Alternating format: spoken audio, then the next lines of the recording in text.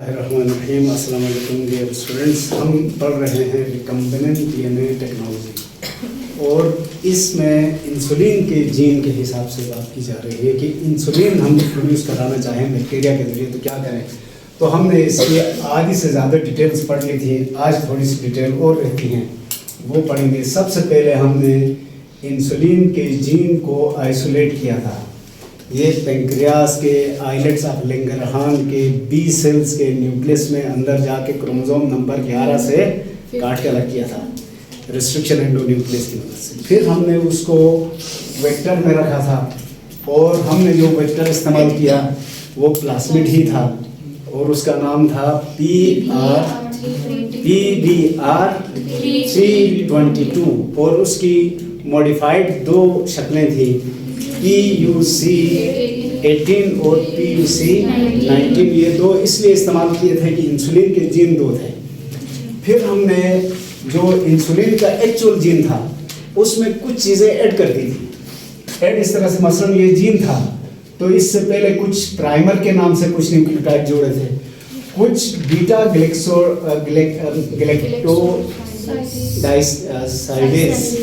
Galactosidase उसका add किया था। और जब हमने इस वेक्टर के ज़रिए बैक्टीरिया के अंदर अपने प्लाज्मिड को पहुंचाया तो बेसिकली दो प्लाज्मिड पहुंचाए हैं और इन्होंने एक्सप्रेशन करना शुरू किया था। एक्सप्रेशन का मतलब क्या था, इस जीन की कॉपियां भी हो रही थी नए बैक्टीरिया में और इन नए बैक्टीरिया में इन जीन की प्रोडक्ट भी बन रही थी। उस प्रोडक्ट को हमने कहा था प्रो इंसुलिन। प्रो इंसुलिन इसलिए कहा था कि इसमें खालिसतन इंसुलिन वाले अमाइनो एसिड्स नहीं थे। ये दो चेन्स बनी थी, दोनों चेन्स के साथ कुछ और टुकड़े भी जुड़े हुए थे। वो टुकड़े कौन से थे?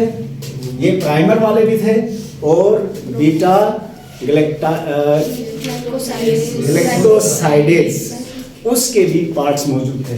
तो अब इनको अलग करना है ना, हमने एन टर्मिनल बताया आपको, कल बताया था एन टर्मिनल के साथ ये टुकड़े जुड़े हुए हैं, इसलिए हम इनको कहते हैं प्रो इंसुलिन, यानी इंसुलिन प्योर होने से पहले।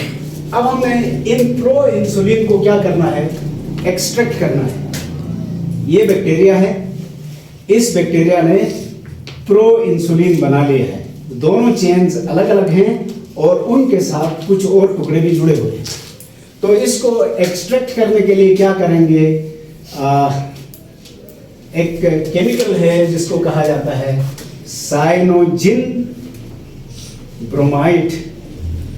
ये जब इस मीडियम में डाल के इस बैक्टीरिया को इधर रखेंगे तो बैक्टीरिया की सेल मेम्ब्रेन और सेल वॉल परमेएबल हो जाएंगे और इसके नतीजे में इंसुलिन बाहर आ गया, बल्कि प्रो इंसुलिन बाहर आ गया। बाहर आने के बाद अब हम मखसूस एंजाइम के जरिए इसके इन एक्स्ट्रा टुकड़ों को काटेंगे। एक्स्ट्रा टुकड़ों में कौन सा है, एक प्राइमर वाला है और दूसरा बीटा ग्लेक्टोसाइडेज। ये टुकड़ा काट के अलग करेंगे तो खालिस प्रोटीन बन जाएगी। प्रोटीन की दो चेन्स बनेंगी, एक को फिलहाल ए, दूसरे को फिलहाल बी का नाम देंगे, हालांकि एक अल्फा चेन है एक बीटा चेन। फिर हम क्या करेंगे, एक और केमिकल एजेंट के साथ इन प्रोटीन को रखेंगे और वो है सोडियम ब्रोमाइड और सोडियम सल्फाइड और सोडियम सल्फोनेट। ये केमिकल जब इसके साथ रखेंगे तो यहाँ पर इन दोनों चेन्स के बीच में डाइसल्फाइड बॉन्ड बन जाएगा। डाइसल्फाइड बॉन्ड बनने के बाद ये इंसुलिन हमारा मुकम्मल तैयार हो गया, अब रेडी टू यूज़ है। लेकिन इस रेडी टू यूज़ इंसुलिन को भी बाहर निकाल के कुछ और केमिकल्स में, मैं आसान अल्फाज में कहूँ तो धोएंगे इसको, मज़ीद प्यूरिफिकेशन होगी। मज़ीद प्यूरिफिकेशन एहतियातन होगी। एहतियातन इसलिए कि हो सकता है इसमें कोई और रेसिड्यू, कोई और इजाफी चीज़ जुड़ी हुई हो, वो सब वॉश होकर जब ये बिल्कुल प्योर होगी अब इसकी टेस्टिंग होगी। टेस्टिंग मुख्तलिफ तरह से होगी, मसलन किसी एनिमल में इसको इंजेक्ट करके देखा जाएगा कि ये फंक्शन कर रहा है कि नहीं, या हम उसके अमाइनो एसिड की तरतीब को रीड करेंगे। रीड किया जा सकता है क्योंकि इसमें सिर्फ 51 अमाइनो एसिड्स हैं, उनकी रीडिंग मुमकिन है। और मुकम्मल टेस्टिंग के बाद फिर इसकी पैकेजिंग होगी। पैकेजिंग में क्या होगा, मसलन फर्ज करें इस तरह का एक वो है शीशे की बॉटल कह रहे आप, बहुत छोटी, इसमें हम पैक करेंगे, इसको इंसुलिन पेन कहा जाता है, इंसुलिन पेन। इसमें डाल के इसको एयर टाइट करके बंद करने के बाद इसके ऊपर फिर लेबल लगा देंगे। लेबल में आप कंपनी का नाम भी लिखेंगे, इंसुलिन भी लिखेंगे, इसका फार्मूला भी लिखेंगे, जिस तरह दवाइयों में होता है। हर दवाई में काफ़ी सारी डिटेल्स लिखी होती हैं। वो सारी डिटेल लिखने के बाद अब इसको पैकेज करके मार्केट में भेज दिया जाएगा, और मार्केट में पहुंचने के बाद ये रेडी टू यूज़ है। डॉक्टर को ये सारी तफसीलात अब पढ़ने की ज़रूरत नहीं है, डॉक्टर कॉन्फिडेंटली इसको यूज़ कर सकता है, क्योंकि इसमें सारी इम्प्योरिटीज़ भी हटाई गई हैं, और इसका इंजेक्शन लगाना है या इसको और तरह से यूज़ करना है वो डॉक्टर का कमाल है। तो इस तरह से हमने रिकम्बिनेंट डीएनए टेक्नोलॉजी का एक एग्जाम्पल के ज़रिए भी सर्वे कर लिया। मैं अब दो बातें इससे रिलेटेड करूं कि रिकम्बिनेंट डीएनए टेक्नोलॉजी के दो बड़े मकासद हैं। पहला मकसद किसी भी साइज़ के जीन की अनलिमिटेड कॉपीज़ बनाना। उनकी कॉपियाँ ज़रूरत पड़ती हैं रिसर्च के लिए। किसी भी जीन की, किसी भी साइज़ के जीन की अनलिमिटेड कॉपियाँ बना सकते हैं, इस टेक्निक के ज़रिए क्लोनिंग कर सकते हैं। दूसरा, उस जीन की प्रोडक्ट भी हासिल कर सकते हैं, क्योंकि ये नेचुरल सिस्टम में हो रहा है। इस सारे मैकेनिज्म को इन वाइवो भी कहा जाता है। इन वाइवो, ये दो टर्म्स हैं। इन वाइवो का मतलब है with in the living systems. हमने बैक्टीरिया के अंदर ये सारा प्रोसीजर परफॉर्म किया। इसकी जिद है इन विट्रो। इन विट्रो का मतलब है आउटसाइड ऑफ लिविंग सिस्टम, या इन मैन मेड अपरेटस या ग्लासवेयर। शीशे के अंदर या इंसानी इंस्ट्रूमेंट के अंदर अगर कोई काम किया जाए तो उसको इन विट्रो कहते हैं। अगर लिविंग सिस्टम के अंदर किया जाए तो इन वाइवो। ठीक हो गया, ये इन वाइवो प्रोसीजर था। अच्छा, एक छोटी सी चीज़ याद रखना है, ये फर्ज कर लें डीएनए है हमारा। डीएनए तो एक बहुत बड़ा मॉलिक्यूल है।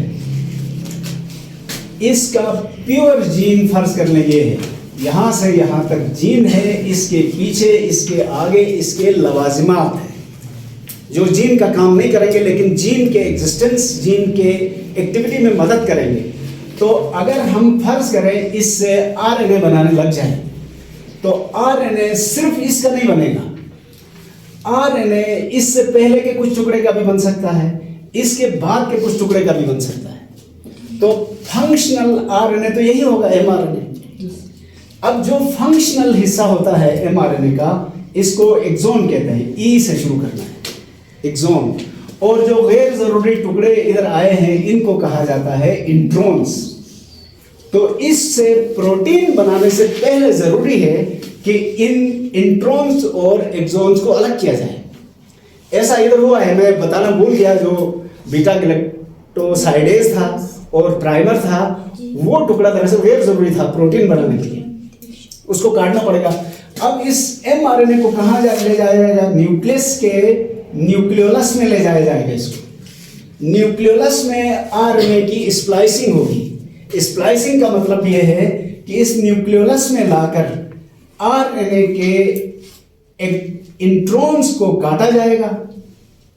स्प्लाइसियोसोम एंजाइम है, उसकी मदद से इसको काट के खालिस एमआरएनए को फिर यहां से बाहर भेजा जाएगा। तो हर जीन का पूरा हिस्सा मुकम्मल प्रोटीन बनाने के काम में नहीं आता है। उसका जो हिस्सा जीन का वो हिस्सा जो प्रोटीन बनाने में काम आए उसको एक्सोन कहते हैं। जो हिस्सा किसी खास सिचुएशन में काम ना आए उसको इंट्रोन कहते हैं। तो जब इस जीन से आरएनए बन जाएगा तो आरएनए में से उन इंट्रोन्स और एक्सोन्स को अलग करके, एक्सोन्स हो सकता है इधर का एक टुकड़ा की एक्सोन होते, इन दोनों को फिर जोड़कर रियल एमआरएनए बनाया जाएगा। बाकी जो गैर जरूरी टुकड़े होंगे उनको डिस्ट्रॉय किया जाएगा। ये था जी एक्सोन और इंट्रोन। ठीक है, प्रोटीन सिंथेसिस मुझे मौका मिला तो किसी दिन और आपको बता देता हूँ ताकि इसकी रिवीजन हो जाए और आपको याद आए। अच्छा, अब जो हमारा अगला टॉपिक है वो है पीसीआर। पीसीआर बना है पॉलीमरेज चेन रिएक्शन। इसको भी हम दो हिस्सों में तकसीम करके पढ़ेंगे, पहले सरसरी, उसके बाद डिटेल। अच्छा, ये पॉलीमरेज क्यों कहा? अगर आपको याद हो तो डीएनए से डीएनए बनाने के लिए, रेप्लिकेशन ऑफ डीएनए के लिए एक एंजाइम इस्तेमाल होता है जिसको डीएनए पॉलीमरेज कहते हैं। डीएनए से आरएनए बनाने के लिए भी एक एंजाइम इस्तेमाल होता है, उसको आरएनए पॉलीमरेज। यहां पर हम डीएनए की क्लोनिंग कर रहे हैं, तो कौन सा पॉलीमरेज इस्तेमाल होगा? DNA polymerase. तो चेन रिएक्शन क्यों कहते हैं? एक ही डीएनए पॉलीमरेज रिपीटेडली काम करता है, रिपीटेडली काम करते करते वो एक जैसे जीन का ढेर लगा देता है, इसलिए इसको पॉलीमरेज चेन रिएक्शन कहते हैं। ये जो पॉलीमरेज चेन रिएक्शन है ये इन विट्रो होगा। इन विट्रो का मतलब मैंने अभी थोड़ी देर पहले बताया कि ये लिविंग ऑर्गेनिज्म से बाहर आर्टिफिशियल मीडियम में होगा, ग्लासवेयर में या टेस्ट ट्यूब्स में होगा, इसीलिए इसको बाज़ औक़ात एक्स वाइवो भी कहते हैं। तो इन विट्रो या एक्स वाइवो दोनों का मतलब सेम है। अब इसके स्टेप्स हैं। स्टेप में सबसे पहले isolation of gene of interest, इसकी जरूरत पड़ेगी हमें। जिस जीन की भी हम कॉपी बनाना चाहते हैं, लेकिन इसमें कुछ शराइत हैं। पहली शर्त यह है कि वो जीन बहुत बड़ा ना हो। दूसरी शर्त यह है कि इस जीन की आप प्रोडक्ट हासिल नहीं कर सकते, ये सिर्फ जीन की कॉपी होगी। तीसरी शर्त यह है कि ये आप आर्टिफिशियल मीडियम में कर सकते हैं, और कुछ और लवाजमात हैं। मसलन आपको चाहिए डीएनए पॉलीमरेज। यहाँ जो डीएनए पॉलीमरेज इस्तेमाल होगा ये एक खास टाइप का बैक्टीरिया से हासिल किया हुआ एंजाइम है जिसको टाक कहते हैं, टाक पॉलीमरेज। ये टाक का मतलब क्या है? एक बैक्टीरिया है जो गर्म पानी के चश्मों में पाया जाता है, उसका नाम है थर्मस एक्वाटिकस। देखें इस लफ्ज में ही इसके मानी छुपे हुए। थर्मस का क्या मतलब हुआ? हीट, हॉट, एक्वाटिकस पानी, गर्म पानी। यानी आप याद रखें हर जानदार के जिस्म के प्रोटीन्स एक खास टेम्परेचर से ज्यादा टेम्परेचर को बर्दाश्त नहीं कर सकते। मसलन हमारे जिस्म के जितने एंजाइम या प्रोटीन हैं वो 37 डिग्री सेंटीग्रेड पर प्रॉपरली काम कर सकते हैं। अगर टेम्परेचर उससे बढ़ जाए तो उनके डिनेचर होने का खतरा है। लेकिन ये थर्मस एक्वाटिकस एक ऐसा बैक्टीरिया है जो गर्म तकरीबन उबलते हुए पानी के चश्मों में पाया जाता है। उबलते हुए पानी का टेम्परेचर तो 100 डिग्री होता है। इसका मतलब इस बैक्टीरिया के एंजाइम्स और सारे प्रोटीन्स इस हाई टेम्परेचर को बर्दाश्त कर सकते हैं। तो इसका डीएनए पॉलीमरेज हमने पिक किया। इसके बाद हमारे पास और क्या होने चाहिए? Free DNA nucleotides. हमारे पास डीएनए के फ्री न्यूक्लियोटाइड्स भी होने चाहिए। ये कौन से न्यूक्लियोटाइड? डीएनए के न्यूक्लियोटाइड्स को आमतौर पर डीएनटीपीज कहा जाता है। डीएनटीपी क्या है? Deoxynucleotide triphosphates. तो जो है मेरी तरफ, डीऑक्सी न्यूक्लियोटाइड ट्राइफॉस्फेट। हालांकि डीएनए और आरएनए चेन में होते हैं। चेन में जब हो तो न्यूक्लियोटाइड मोनोफॉस्फेट होते हैं, लेकिन चेन में जुड़ने से पहले ये ट्राइफॉस्फेट की हालत में होंगे। मसलन ये एक न्यूक्लियोटाइड है, एडेनिन है, इधर फॉस्फेट है, दूसरा फॉस्फेट और तीसरा फॉस्फेट, और यहां पर कार्बन के साथ हाइड्रोजन है, ओ नहीं है, इसलिए इसको क्या कहेंगे? डीऑक्सी राइबोन्यूक्लियोटाइड कहेंगे इसको। और ये चार तरह के होंगे, D A T P, D G T P, D C T P और डी टी टी पी। ये चार तरह के होने चाहिए। ये ट्राई क्यों चाहिए? ट्राई इसलिए चाहिए कि जब ये न्यूक्लियोटाइड चेन बनाएंगे ना, तो उस वक्त ये जो दो फॉस्फेट हैं ये यहां से कटेंगे। कटने से एनर्जी निकलेगी, तो उस एनर्जी की मदद से न्यूक्लियोटाइड के दरमियान जो बॉन्ड बनता है वो बनाया जाएगा। उस बॉन्ड का क्या नाम था? फास्फोडाइएस्टर बॉन्ड बना। इसलिए ये ट्राइफॉस्फेट्स की शक्ल में चाहिए। तो हमारी रिक्वायरमेंट्स तकरीबन मुकम्मल हो गई। हमें जीन ऑफ इंटरेस्ट भी मिला हुआ है, टाक पॉलीमरेज भी हमारे पास है, फ्री न्यूक्लियोटाइड्स भी हैं। एक और चीज भी चाहिए हमें, वो है आरएनए प्राइमर।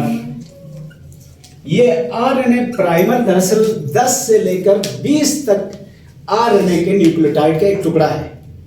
वो टुकड़ा इस डीएनए पॉलीमरेज को गाइड करेगा कि आपने कहां से पॉलीमराइजेशन शुरू करनी है, क्योंकि डीएनए पॉलीमरेज हमेशा 3' से 5' एंड की तरफ बनाता है।